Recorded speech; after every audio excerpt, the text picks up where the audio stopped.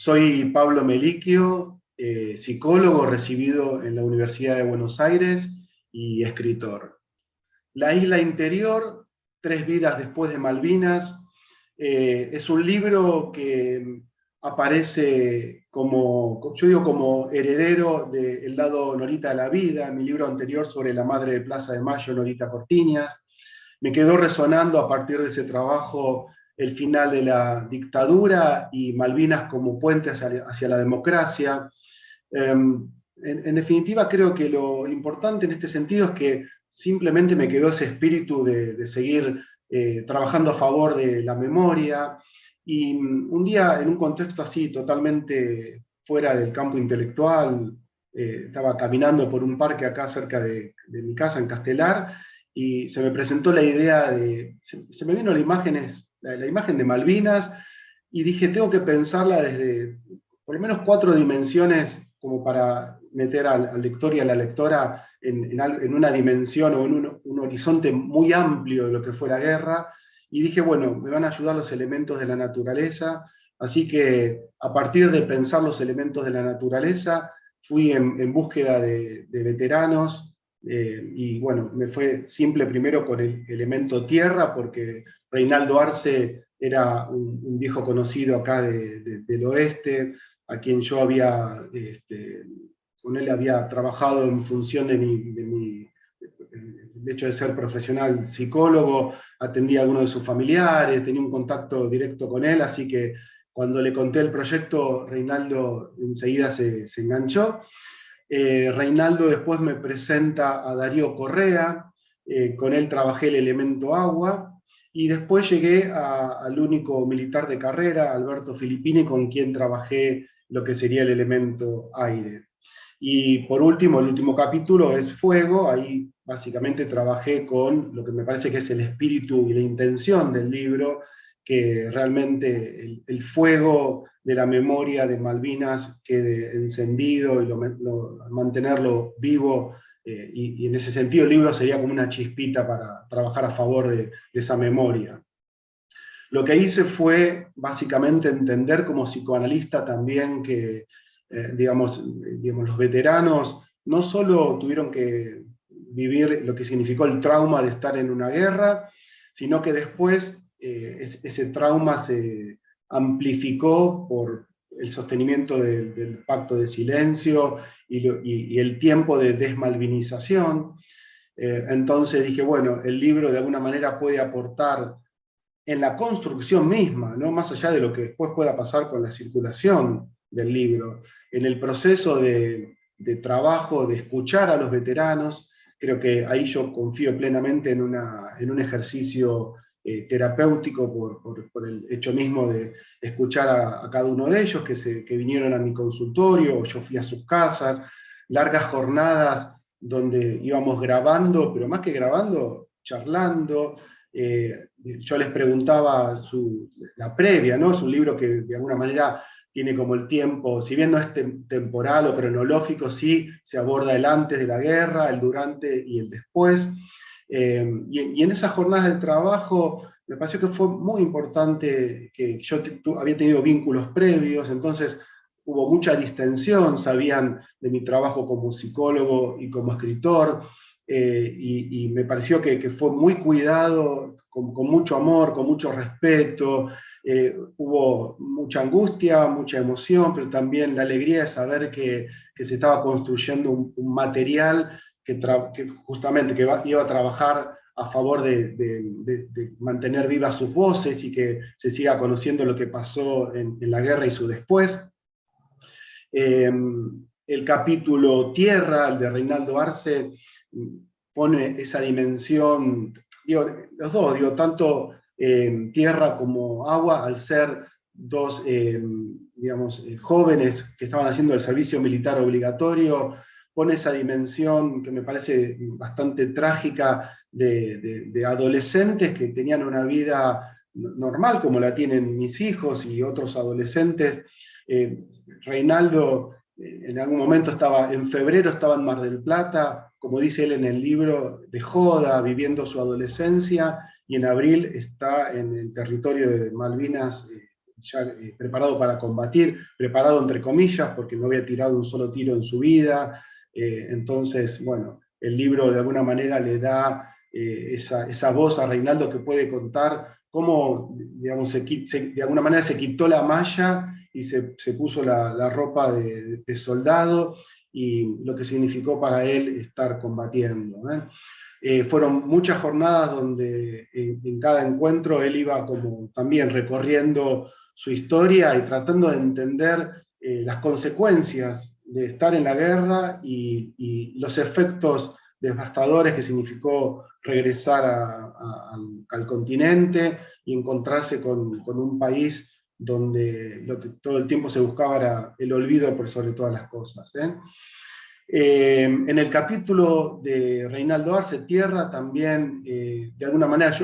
aparece también un integrante que es Sergio Weinroth, que también era un muchacho de 18 años, músico, y que en el libro tiene un lugar porque cuando Reinaldo me cuenta el regreso en el Canberra, dentro del Canberra había un piano, ellos estaban en una suerte de discoteca, una paradoja perversa, ¿no? Jóvenes que venían sumamente angustiados, lastimados físicamente y emocionalmente. Digamos, en el Canberra había una suerte de discoteca y ahí un piano, y Sergio Weinroth toca música un poco para estimular y acompañar emocionalmente, y cuando uno de los compañeros le pide que haga el himno, los británicos que estaban custodiando le cierran el piano, los castigan, se enojan. Bueno, un relato también muy emocionante que aparece en el libro. Después, cuando trabajo el capítulo Agua, a mí me parece que también la historia de Darío Correa tiene, en ese sentido, toma el libro de manera más federal, porque se trata de un muchacho santiagueño que cuando le toca el número que correspondía a Marina, él se puso muy contento porque tenía que venir digamos, hacia Buenos Aires y después llegar hasta un puerto y subirse a un barco y conocer el mar. Así que algo que inicialmente fue una alegría para él porque salía de lo que él llamaba la desidia del pueblo, y salir de Santiago del Estero y llegar a una ciudad y conocer el mar y subirse a un barco. Bueno, le toca después el hundimiento de Belgrano y el drama digamos, de estar naufragando durante 2 días sin saber qué iba a pasar con su vida. Así que es la parte más, creo que más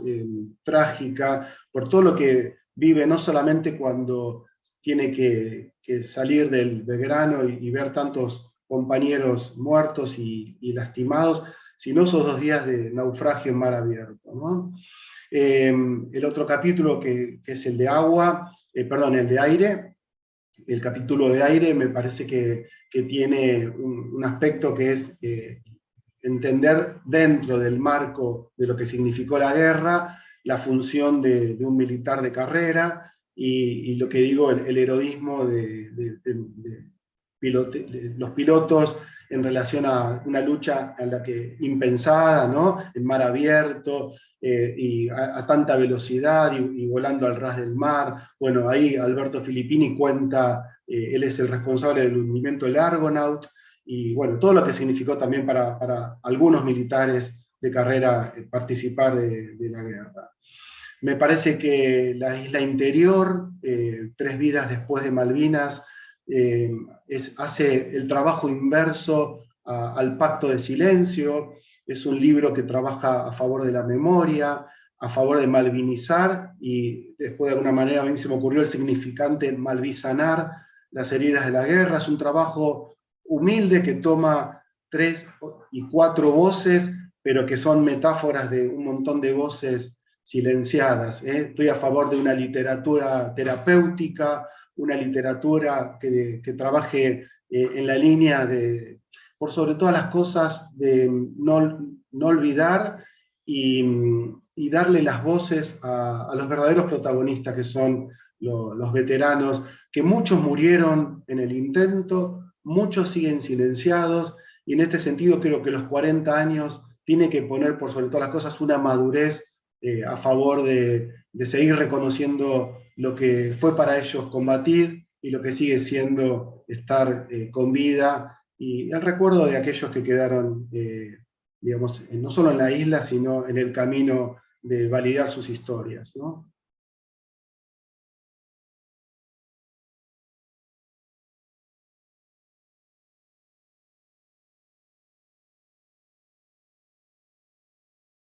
Mi nombre es Edgardo Esteban, soy periodista, excombatiente de Malvinas. He escrito algunos libros sobre Malvinas y actualmente soy el director del Museo Malvinas e Islas del Atlántico Sur. Leí el libro de Pablo, parece que venía en la temática de lo que significó para mí el replanteo posterior a la guerra de Malvinas, en donde, más allá de lo que significó el conflicto bélico del Atlántico Sur hace 40 años atrás, lo difícil y lo duro que fue para los excombatientes de la posguerra, en una sociedad que no asumió esa derrota, que le costó retomar Malvinas después del 14 de junio del año 82 y que durante muchos años se llamó a silencio, olvidándose de los soldados que habíamos estado allá, en un tiempo de marginación, de olvido y de resignación, de alguna forma de nosotros también, a esa indiferencia que se transmitía con una palmadita en la espalda, diciendo ya fue, ya pasó. Y nosotros teníamos una carga emocional muy fuerte, porque veníamos de conocer la muerte en una edad que no pensase en morir. Porque ¿quién piensa en la palabra muerte a los 18 o 19 años? Mi camino fue siempre el de exorcizar mis fantasmas, de escupir mi dolor escribiendo. Iluminados por el Fuego fue un libro que comenzó en el año 85, terminó en el año 93. Ahora con la entrega de mi cédula militar después de 40 años, seguramente estamos ya pensando en cómo va a ser el próximo libro, que va a tener que exorcizar estos nuevos fantasmas, o esta nueva historia, o esta nueva situación de visibilizar aquella parte de esa historia, y que para mí el mejor lugar para la resiliencia, para poder sanar las heridas, es la escritura, ¿no? Como el arte permite ese tipo de construcción y a la vez permite que se replique esa voz de llamado de atención, hablando de la problemática del estrés postraumático, de la problemática del alcohol, de la problemática de la droga, la problemática de la violencia de género, pero también fundamentalmente de la problemática de los suicidios. No olvidemos que hay más muertes por suicidios que muertes por combate. El libro de Pablo me sentí muy identificado. Sergio, yo estaba en ese momento cuando él tocó el piano, en el mismo lugar, en el Canberra, que ahora es donde se me remonta la historia de mi cédula militar, porque en ese barco fue que un oficial británico de apellido Sinclair me retuvo mi cédula militar y se me entregó hace pocos días atrás con 44 fotos que no son mías, entonces tengo que armar un rompecabezas, que es lo que estamos en alguna forma en esta historia, que la personalizo, pero para entender y para interpretar y para complementarme a esto que lo hace un escritor de mi barrio, de mi zona, del oeste, del conurbano. Sí, yo me siento muy identificado con las historias, particularmente la de Reinaldo Arce, porque es del barrio, fuimos a la misma escuela, el comercial número 2, transitamos los mismos lugares de bailar, los boliches, en Ramos Mejía, o lo que significó en aquellos tiempos previo a la Colimba, el Potrero, el Sportivo Aedo, el helado Pocho, la heladería Las Flores, que siempre fue la gran disputa en el barrio, o rateamos del colegio para ir a ver las películas de la Coca Sarli, ¿no? En un tiempo en donde el machismo tenía otra construcción y que creo que también sirve como reflejo, como espejo de cómo hemos avanzado, ¿no? En esa violencia de género que también era hacia los hombres, o hacia aquellos que si no tenían ciertas situaciones sexuales no eran hombrecitos y había toda una cuestión peyorativa, que también es parte de esa previa, lo que significa el territorio que envió a la mayoría de los soldados que tuvimos en Malvinas. Por eso me parece que es un reflejo de la historia, de ese contexto previo, de lo que fue Malvinas y de las secuelas que deja la guerra y cómo fue el retorno a esa misma situación en donde uno ya no tenía la misma mirada. Siempre recuerdo que cuando volví de Malvinas, en ese barco Canberra, en ese mismo lugar donde Sergio cuenta esa historia, que nosotros nos metimos en una especie de bodega que estaba cerrada, pero entramos por el ventiluz para sacar algunas botellas de alcohol, y fue todo muy, muy anárquico, se robaba todo, porque es decir, como que aparte nos dopaban en ese barco, y todo en una cuestión de donde yo me sentí muy identificado en esa construcción, en ese momento. Después fuimos a Puerto Madryn, de Puerto Madryn a Trelew, de Trelew a Palomar, de Palomar a Campo de Mayo. Recién en la noche del 20 de junio del 82 pude llamar a mi madre para avisarle que estaba vivo, y era el día de mi cumpleaños, así que fue como un regalo mutuo, porque cuando uno dice 649 soldados, o 44 submarinistas, o 200 personas que mueren por la pandemia, para la prensa, para el que habla, para lo cotidiano son números. Para esa mamá, ese papá, esa hermana, ese hermano, esa novia, ese hijo, esa hija, que pierde ese papá, no es la etapa del diario de un día, es la etapa del diario de toda su vida, y perdura por siempre esa etapa del diario. Y en el libro de Pablo está ese reflejo de esa etapa del diario, de lo que significa esa experiencia de haber estado en la guerra y lo cotidiano, lo que se vive, lo normal. Es decir, a mí me pasó que cuando fui a un programa de televisión con un oficial muy, muy, muy conocido, con mucha referencia, que fue intendente, y Jorge Gisburn nos preguntó, se llama Ilustres y Desconocidos el programa, y Jorge Gisburn, es decir, cuando me preguntaba qué sentía yo y hablaba de la parte humana, me decía, no, porque un soldado no puede tener sentimientos, un soldado no puede pensar en su mamá, un soldado no puede llorar, no puede tener hambre, no puede tener frío. Teníamos 18 años, yo tengo un hijo de 18 años, lo miro y no puedo creer que a esa edad haya ido a una guerra. Pero Gisburn, que era muy inteligente, le preguntó, ¿y cuando vas a la noche a tu casa y abrazas a tus hijos y vas al cuarto, qué le decís? ¿Saludo uno, saludo dos, salto de rana, cuerpo a tierra, o le das un beso, un abrazo? Es decir, hay cosas que son naturales, que más allá de que vos seas un profesional, seas un comando, hay cosas que están y que no las podemos negar. Y en el libro de Pablo están esas cosas que muchos quisieron o pretendieron negar. Y cuando yo llegué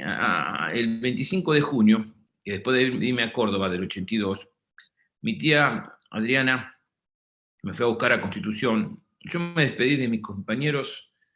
que después pasaron muchas cosas, con un grupo importante me he reencontrado por estos días, con 40 años después, y nos miramos a los ojos con la misma intensidad de aquellos días, porque la profundidad de la mirada, si vos me decís, ¿qué caracteriza a un excombatiente? Es la mirada, son los ojos. Porque está el dolor, la tragedia, el horror todo el tiempo, las explosiones, las bombas, ese infierno, hasta donde, porque es el infierno, buscas a Dios y rezás, sin creer en Dios y sin saber rezar. Y entonces cuando subí al Citroën de mi tía, no había tema de hablar, porque ¿qué me van a preguntar? Che, ¿la pasaste bien en Malvinas? Sabían que había pasado, que había sido horrible, ¿de qué podías hablar? Entonces fue un silencio durísimo para mí, porque yo no sabía qué contar, ellos no sabían qué preguntar. Me acuerdo que me impactaban los semáforos, porque estaba desacostumbrado a ver esos colores rojos, verdes y amarillos, y estaba yendo a Edo, mi barrio de Edo. Y cuando llego a la esquina de mi casa, yo había prometido ir de rodillas, porque se había hecho una cadena de oración con una imagen de la Virgen de Luján, y en el barrio, el mismo barrio de Reinaldo, cercano al de Villa Reinaldo, y nosotros se rezaba por los soldados y por mi regreso. Y yo pensé que esa noche, del 25, que hacía mucho frío, ya pasada la madrugada, pensé que iba a estar toda la Argentina esperándome, toda la Argentina, mis amigos, ni mi novia vino, porque la mamá tenía miedo, no sé qué, dijo, no lo dejo ir, esto sería para un capítulo del libro de Pablo, porque tengo miedo porque Edgardo debe venir alzado, dijo. Esa fue la definición, alzado. Todavía me cuesta entender qué significa alzado, porque no puedo ser tan morboso, porque yo lo que quería era un abrazo, los mismos abrazos que tuvimos por estos días, a los 40 años, que no lo tuvimos en aquellos días. Y cuando llego a la esquina de mi casa, lo único que había era un perro ladrando en la oscuridad de la noche, una luz blanca y mi madre. Nadie más, durante mucho tiempo. Entonces, que 40 años después, Pablo